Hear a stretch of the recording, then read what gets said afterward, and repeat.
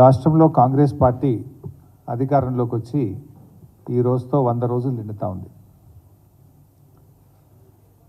రాష్ట్ర ప్రజలకు ఎన్నికల సందర్భంగా 100 రోజుల్లో 6 గ్యారంటీలు 13 హామీలు అమలు చేస్తామని బాండ్ పేపర్ల మీద నోటరైజ్డ్ డాక్యుమెంట్లు చేసి ఇంటింటికి పంచి అధికారంలోకి వచ్చిన కాంగ్రెస్ తన మాట నిలుపుకోలేకపోయింది. రాష్ట్ర ప్రజల్ని దారుణంగా మోసం చేసింది. 100 రోజుల పాలన 3 విచారణలు 6 వేధింపులు అన్నట్టుగా సాగింది. ప్రమాణ స్వీకార చేసే ముహూర్తం మాత్రం ముఖ్యమంత్రి గారు 2 రోజులు ముందుకు జరుపుకున్నారు. ఆ రోజు ఏం చెప్పారంటే డిసెంబర్ 9వ తేదీ సోనియా గాంధీ జన్మదినం రోజు ప్రమాణ స్వీకారం చేస్తాను, నా మొదటి సంతకం 2 లక్షల రుణమాఫీ మీదనే ఉంటుందని, ఏకకాలంలో 2 లక్షల రుణమాఫీ చేస్తామని బహిరంగ వేదికల మీద ప్రకటించినటువంటి రేవంత్ రెడ్డి గారు ప్రమాణ స్వీకార సమయాన్ని మాత్రం 2 రోజులు ముందుకు జరుపుకున్నారు. హామీలు అమలు చేయమంటే మాత్రం అది వెనక్కు జరుపుతూ ఉన్నారు. కుర్చీనెక్కడంలో గద్దెనెక్కడంలో మాత్రం 2 రోజులు ముందుకు జరుపుకున్నారు. ప్రజలకిచ్చిన హామీలు అమలు చేయమంటే మాత్రం దాటవేస్తున్నారు. వారు అనేక విషయాలు చెప్పారు. గ్యారంటీలకు మొదటి క్యాబినెట్లోనే చట్టబద్ధత చేస్తామని చెప్పి మాట తప్పింది కాంగ్రెస్ పార్టీ.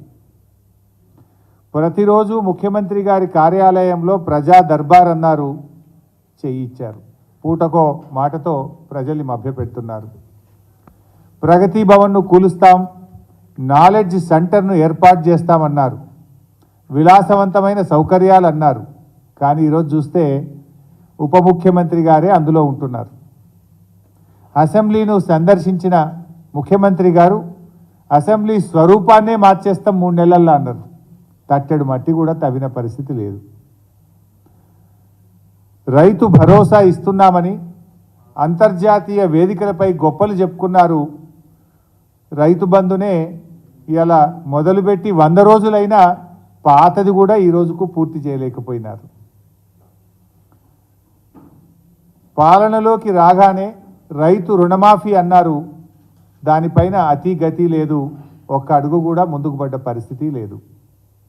ఆసరా పెన్షన్లు పెంచుతామన్నారు, ఉన్న పెన్షన్లే సరిగా ఇవ్వడం లేదు. కేసీఆర్ గారు తెలంగాణ పరువు పెంచే ప్రయత్నం చేస్తే రేవంత్ రెడ్డి గారు మాత్రం కరువు పెంచడంలో పోటీ పడుతున్నారు. దేశమంతా కరువు ఉందనే చేతగాని మాటలు చెప్తూ రైతుల నోట్లో మట్టి కొడతా ఉన్నారు. కేసీఆర్ గారి హయాంలో పచ్చటి పంట పొలాలు కనిపిస్తే 10 ఏళ్ల తర్వాత రైతులు తమ పంట పొలాలలో మంటలు పెట్టుకునే పరిస్థితులు ఈ రాష్ట్రంలో కనబడతా ఉన్నాయి. కేసీఆర్ గారు వ్యవసాయాన్ని శిఖరాగ్రంలో నిలబెడితే రేవంత్ రెడ్డి గారు శిథిలావస్థలోకి చేర్చుతున్నారు. కేసీఆర్ గారి హయాంలో త్రాగునీటికి సాగునీటికి లోటు లేని పరిస్థితి ఉంటే ఇవాళ రాష్ట్రంలో రేవంత్ రెడ్డి గారి పాలనలో కన్నీళ్లకు కొరత లేని పరిస్థితి కనపడతా ఉంది. మిషన్ భగీరథ ఇంటింటికి నీళ్ళు ఇచ్చే పథకం కేసీఆర్ గారు తీసుకొస్తే రేవంత్ రెడ్డి గారి రాజ్యంలో మళ్ళీ ఖాళీ బిందెల ప్రదర్శన కనబడతా ఉంది. స్వయంగా ఆయన నియోజకవర్గం కొడంగల్లోనే కనబడ్డది. నిన్నెవరో ఖమ్మం నుంచి వచ్చి చెప్తా ఉన్నారు, ఖమ్మం పట్టణంలో ప్రతి 3 రోజులకు ఒక్కసారి నల్లా వస్తుందట. ఈరోజు గత 5 ఏళ్ళు కేసీఆర్ గారి హయాంలో ఖమ్మంలో ప్రతిరోజు ఇంటింటికి త్రాగునీరు వచ్చింది. మీరు వచ్చిన 100 రోజుల్లోనే ఏమైపోయింది? 3 వద్దులకు ఒక్కసారి ఖమ్మం పట్టణంలో నల్ల నీళ్ళు ఎందుకు వస్తున్నాయి?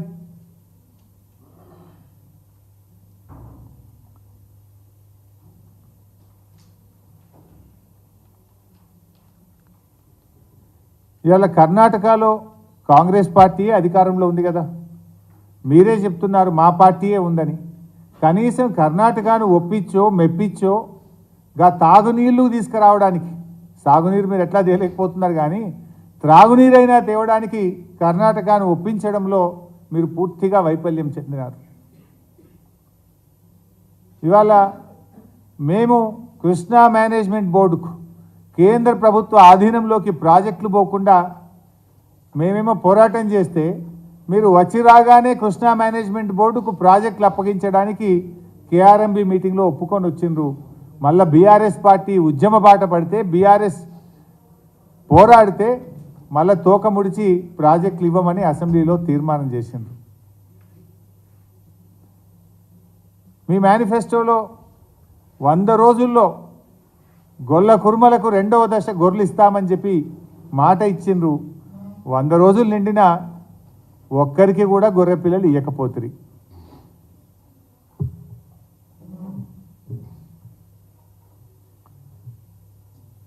ఆ రకంగా ఇవాళ వాళ్ళు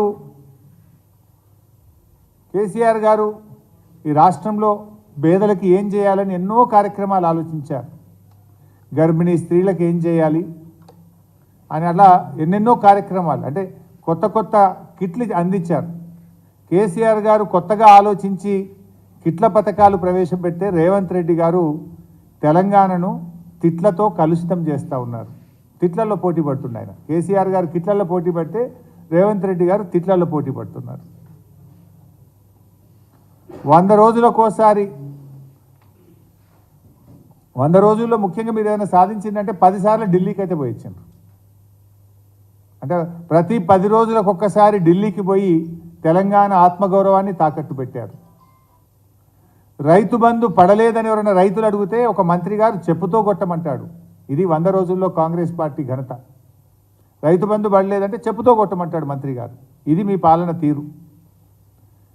కేసీఆర్ గారి అనారోగ్యాన్ని కూడా రాజకీయం చేసి నీచమైన స్థాయిలో వ్యాఖ్యలు చేసే విధంగా ముఖ్యమంత్రి గారు మంత్రులు దిగజారినటువంటి పరిస్థితి రాష్ట్ర ప్రజలు గమనిస్తూ ఉన్నారు. పార్లమెంట్ ఎన్నికల్లో కాంగ్రెస్ బీజేపీలు కుమ్మక్కైన విషయం మొన్నటి బడేబాయి చోటేబాయి దాంతో రాష్ట్ర ప్రజలకు సంపూర్ణంగా అర్థమైపోయింది. ఎందుకంటే మొన్న ఈ 100 రోజుల్లో ముఖ్యమంత్రి గారు మాట్లాడినటువంటి తీరు, ఆయన వ్యవహార శైలితో ఈ బడేబాయి చోటేబాయి బంధం ఇవాళ రాష్ట్ర ప్రజలకు సంపూర్ణంగా అర్థమైంది. ఢిల్లీలో కాంగ్రెస్ బీజేపీలు బద్ధ విరోధులు, తెలంగాణలో మాత్రం వారిది బలమైనటువంటి బంధం కనబడతా ఉంది. ప్రతిపక్షంలో ఉండగా ఇదే రేవంత్ రెడ్డి గారు వలసల పైన ఓ పతివ్రతలాగా మాట్లాడినాడు.